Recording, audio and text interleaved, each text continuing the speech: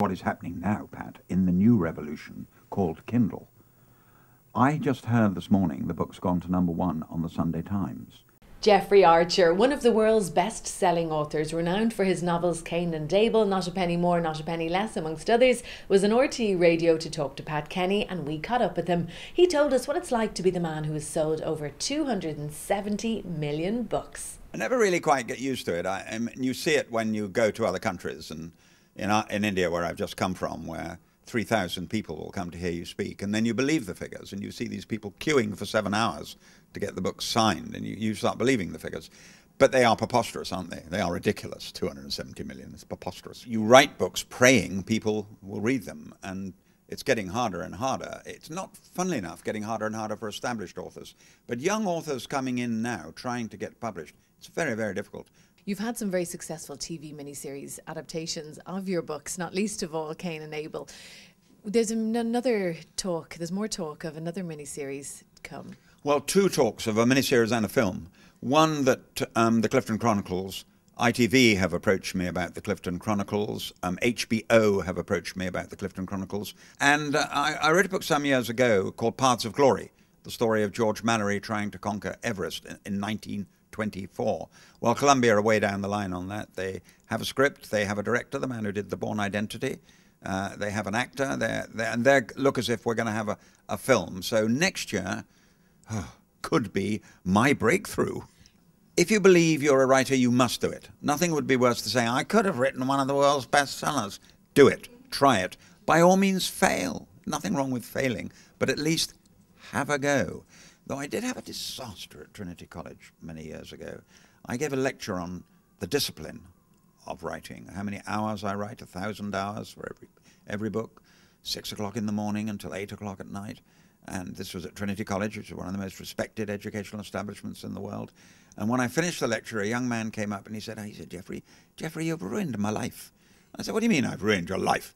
He said, well, I was going to write the great Irish novel this weekend. A couple of Guinnesses sitting in the attic, and I'd be ready to be up there with the greats. And now you've ruined my life, he said. Was he Scottish? God bless him. We'll get rid of her. I've never got over walking down O'Connell Street when First Among Equals was #1, and a tramp sitting in the corner, forgive my terrible accent, which you've criticised already, and quite rightly, said, have you got any Irish blood in you, Jeffrey? And I looked at this fellow and said, do you know, I'm afraid I haven't. I wish I had, but I haven't. He said, I am surprised, he said, you should delve more carefully. He said, you're a Shanachie. And I had to run away and find out what a Shanachie was. And it's almost the nicest compliment any human being has ever paid me. What he meant was, in the great Irish tradition, I was a storyteller. That's one hell of a compliment. Isn't that lovely?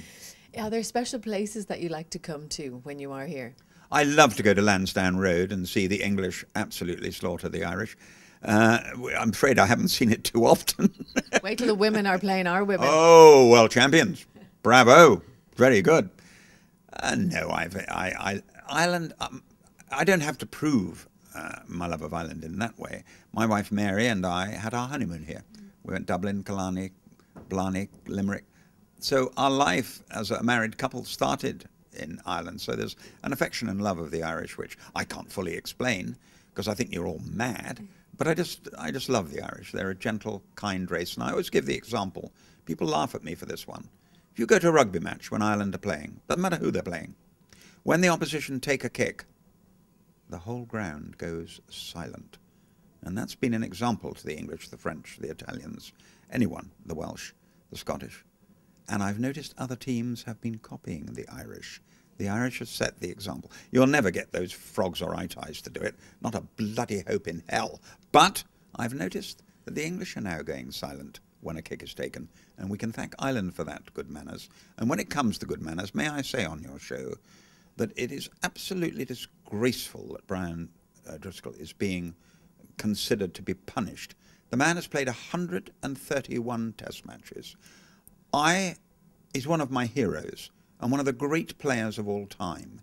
I would like to remind the board, should they happen to be one of them watching this, that when Johnny Wilkinson did a high tackle they took into consideration that he'd never had an offence in his life and dismissed it.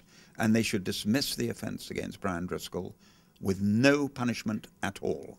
It was a one-off aberration that should be quickly forgotten in a very great career.